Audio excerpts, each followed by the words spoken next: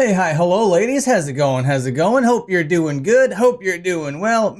I'm doing fine and dandy. Thank you so much for asking. If you've been around this channel for the last little bit, you might have heard me talking about this comic book that I wrote, and you see it right here on the screen. This is the character that I did. Well, that's actually my face, but right beside it, right over here, that's the character that I did. His name is Mosh Man, and he has an entire book right now. But this thing didn't just happen overnight. This is a long and winding tale, so today is the comic evolution of Mosh Man. Normally, I could have put this on my comic book channel because this is a style of video that I do over there called Comic Evolution, where I go through the comic evolution of particular Marvel characters. But today, we're going to do that as it pertains to my OC, my original character, the Scrupulous Mosh Man. Dun, dun, dun. So before we get into all of this, hit me with a like, hit me with a sub, throw some hype points my way. I'd really appreciate it. So over here we got it. This is the opening splash page to the comic book that I wrote, that I drew, that I inked and colored over here, called The Scrupulous Mosh Man #1.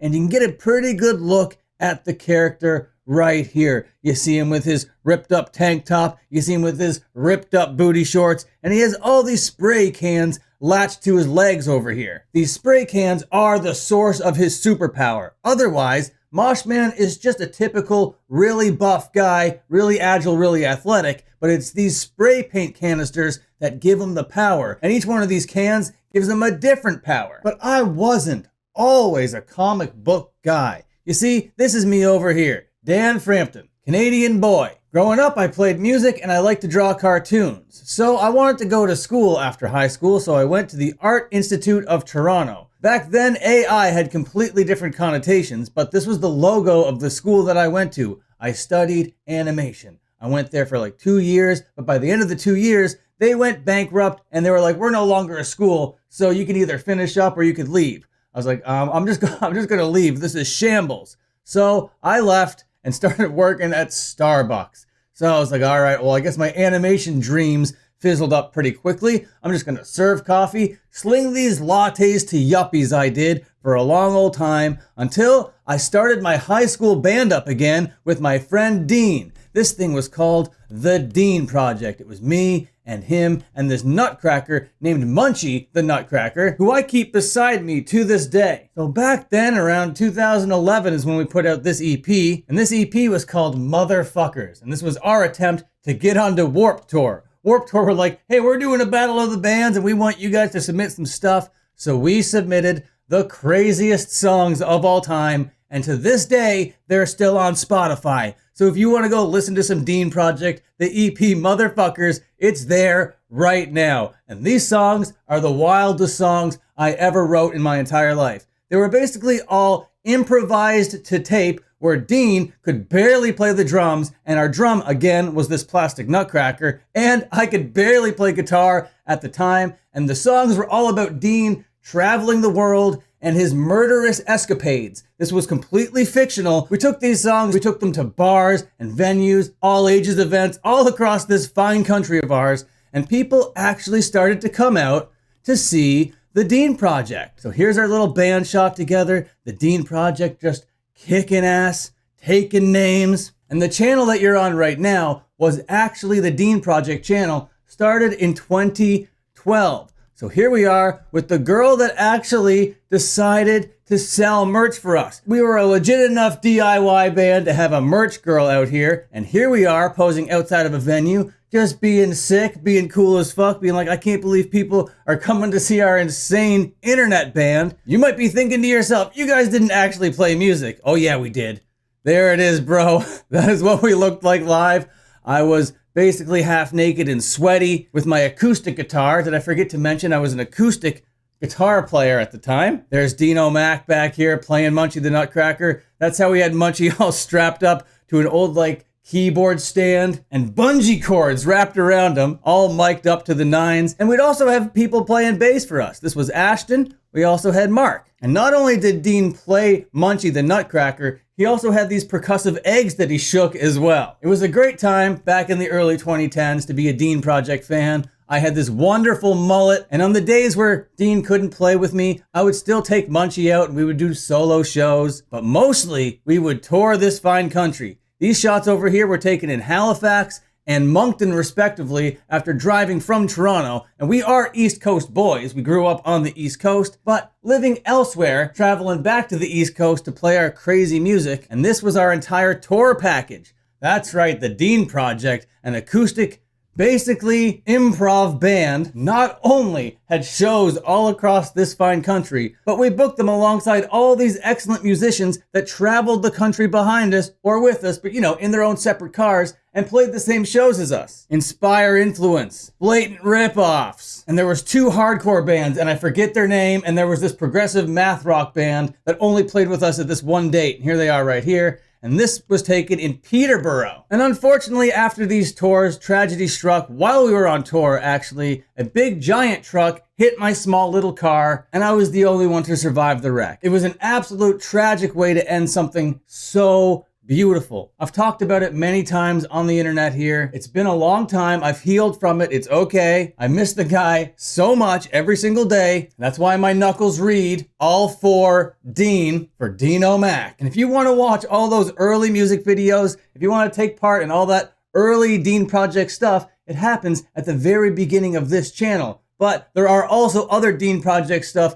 out there on other channels. So search like the Dean Project Tyler Nicholson and you'll get some other stuff out there as well. Some real wild times. But either way, I had to step away from making music. I had to heal myself. And in order to do that, I had to pivot. So pivot I did. I went to the Second City here in Toronto and I did their entire improv program, graduating top of my class. I'm just joking, there is no top of your class at an improv school. But so many big talents have come from the Second City, from Toronto, from Chicago, and I just really wanted to get out there and try something a little bit creatively different that was still kind of in the vein of the Dean Project, because the Dean Project was totally improvised. All the songs totally made up on the spot at first. And by at first, I mean the first like 10 to 12 years that the band was a thing. After a little bit, the Dean Project started writing stuff and putting out records that were actually like creatively conceived beforehand. But it was cool to get out there and do the Second City. But then after a couple of years at the Second City and going out there and doing improv shows in this city, I was like, oh man, I really want to do the Dean Project again, but I want to do it in this kind of new improv-y way. And where can I do that? I can do that on YouTube. Again, this is the channel where all those videos exist, and I came on here with Munchie. We were called the Dean Project, and we were doing it all in the traditional fashion of the Dean Project in tribute to Dean. And it was then doing that we started the Pit Pros series, where I decided to start commentating over mosh pit maneuvers and stuff like that. And these were the videos that started to actually kind of kick off for me. This Turnstile one has almost 10,000 views on it, 8.8 thousand. That was a lot of views for me, especially 5 years ago. But that's how it's all kind of morphed into this, to the creation of Pit Pros. Now, Pit Pros is basically the nucleus, the center of the entire creative universe that I have out here on the internet. Because now you might notice if you follow this channel, I don't do Pit Pros like this anymore.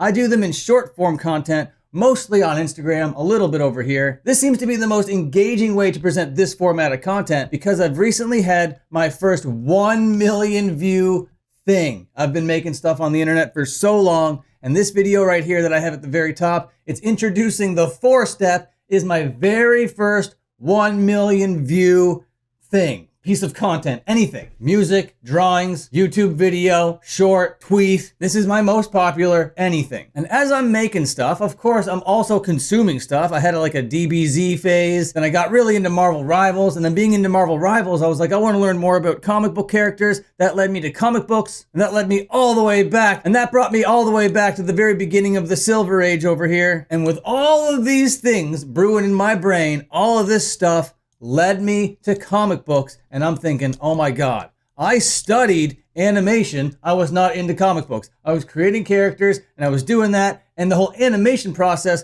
was just too laborious for me to make the things move. What if I could just do the storyboards but make them really, really nice? Why didn't I discover comic books as a child, or at least when I was in school? But anyway, we finally got around to comic books, and once I got around to comic books, it clicked. And then after it clicked, my God, I started getting the juices going. Because I haven't been drawing a lot since going to school. You know, I kind of like set it on the back burner. I was doing music, I was doing improv, I was doing YouTube. I was not really drawing that much, even though that's kind of what I went to school for. But in the background, I still wanted to create an OC, an original character. And this was a little while ago, maybe like 5 or 6 years ago, maybe the beginning of the pandemic. And I wanted to create like this pop punk character. So that's where I created Blake Belvedere. I wanted kind of like a old Mickey Mouse kind of style with these pie cut eyes, but I wanted to make him pretty obscene. Okay, he had to be like a caricature of a pop punk guy,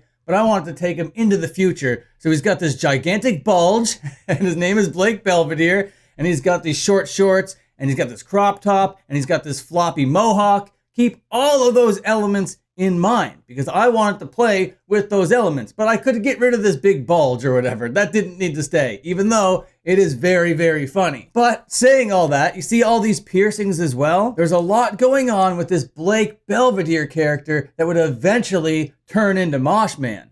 But Mosh Man is not even a twinkle in my eye yet. I'm doing rubber hose Mickey Mouse style over here, coloring it in and being like, you know what? It's not really clicking for me. I'm not loving Blake Belvedere, so I didn't really do much with Blake Belvedere after that. But like I said earlier, I got really into Dragon Ball Z for a bit, and that kind of made me add a little bit of Dragon Ball Z flavors to the design, so you still get a little bit of that rubber hose Mickey Mouse stuff. I'll show you some panels where I really demonstrate that. But now I infused it with a lot of Toriyama, and as I'm looking at it right now, I'm thinking almost a little bit too much Toriyama. I was losing my style, I think, in this design. But now I'm like, okay, we're getting closer to it, and all these things are kind of compiling in my brain, and I'm like, you know what? This comic book is gonna be called Pit Pros, like this show that I was doing on YouTube. And when I was creating this, I was no longer doing the content called Pit Pros. I was gonna transition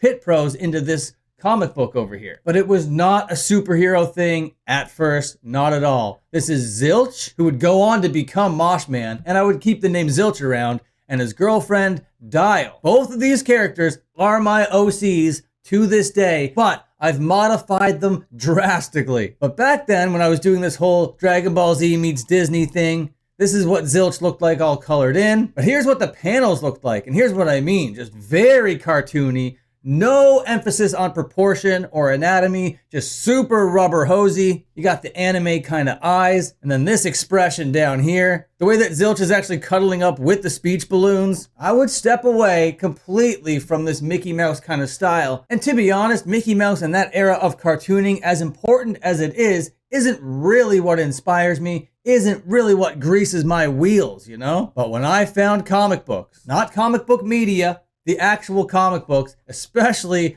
the comic books from the 60s. Now, I only read a handful of these 60s comic books before it really started to make sense what I wanted to make. I am no expert, not by a long shot, especially when it comes to the Silver Age, even though Mosh Man is super Silver Age inspired. It's just like these early X-Men with Stan Lee and Jack Kirby. My God, I don't think I've ever resonated so hard with anything, and I only read the first 5 issues. But believe me, that was enough to get going. And it's not like those are the only 5 issues of the X-Men that I read. But when I say Silver Age inspired, it's more or less this era of stuff. So now I have the comic books going, I have Pit Pros in my mind, I have an idea of what I want to do, but I really want to create a superhero. So I'm like, oh my God, I have a superhero. His name is Zilch. So I kept that as his secret identity over here. This is Mosh Man without all of his superhero uniform on. And this is Zilch as he exists today. Much, much more comic book inspired. But this is the initial design over here and the character sheet that really kicked things off for Mosh Man. Almost everything in this design is stuff that I use to this day when drawing them. I don't do these like tattoos anymore, but maybe I should add them back. I'm not exactly sure. But just like on Blake Belvedere all those years ago, he's got the booty shorts going, he's got the ripped up tank top, he's got the floppy mohawk going, all now contextualized to make him a superhero. And in the very first issue of the Scrupulous Mosh Man, issue 1, now available at moshman.bigcartel.com, you see him as Zilch, and you see him all done up as Mosh Man in dynamic fight scenes. So my entire creative adult life all led to this moment. It all culminated with this comic book right here that sold out immediately in its physical version. So if you want the digital version, moshman.bigcartel.com and get yourself one today. Get a real good close-up look at all these designs over here. And in issue 2 that I'm writing right now, I'm going to further develop the little superhero group between Zilch, Mosh Man, his girlfriend Dial, another character that I'm calling Corporal Astonishment, but either way, they're called the Brass. And their logo is this pair of brass knuckles that is all going to be represented on each one of their uniforms. I'm also going to tell you all about their little city over here, because everything takes place on this little island called Seatown, and it's going to be run by this dictator named Meatball. This isn't his final design, but this is kind of what I'm working with for a character called Meatball. But he's going to be running this entire place called Seatown, where all of the citizens are forced to live in this one little chunk. I'm probably going to move this little chunk closer to the middle so they don't have access to the water. Otherwise, every other part of the land is for the rich people and for Meatball. Well, Meatball and his cronies. One of his cronies is this guy over here,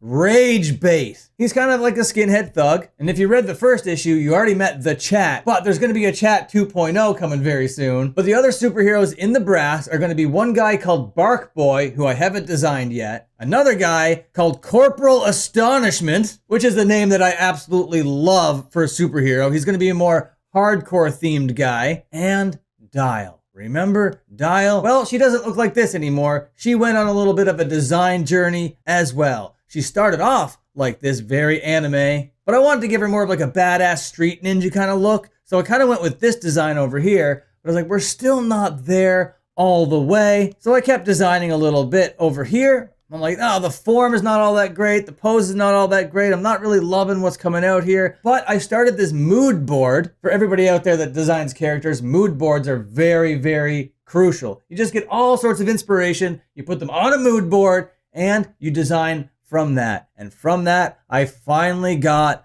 Dial's design dialed in, and I'm going to reveal it here right now. This, my friends, is the new Dial. She's got the punk rock butt flap situation going on, so it's no longer a skirt. Kept the fishnets going, but now she has a battle vest going over top of the ripped shirt, and I've absolutely settled on the facial features. The space buns, I had to tone them down just a little bit, but other than that, I kept a lot of the same design elements. But now from a form and structure standpoint, I'm very happy with this design. This might be one of the most dynamic character designs I've ever come up with. And you might be wondering, well, what's that big sword over there? Well, this is another thing that I'm very happy with. This, my friends, is Slab. S-L-A-B. Basically, Slab is this middle console right here. It's just a device, a smart device that Dial communicates with telepathically. So Slab stands for Smart Link Adjustable Blade. And basically, when not in use, it's just the device that she can either strap to her back or put on a table or whatever. But since she's the only one that can communicate with it telepathically to release the blades, Slab is basically useless in the hands of anyone else. So in the next issue, we're going to learn way more about Dial and Slab. We're going to meet Corporal Astonishment,